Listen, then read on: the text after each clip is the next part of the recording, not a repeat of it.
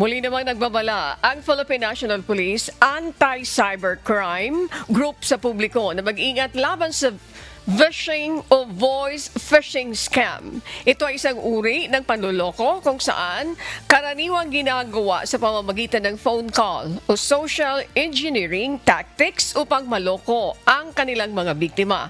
Ilan sa mga palatandaan na ibinigay ng ACG para matukoy ang isang phishing scam ay kapag humihingi ang caller ng sensitibong impormasyon gaya ng bank details at OTP, mga nagpapanggap para sa verification, mga gumagamit ng peking caller ID na nanakot o nagpipressure.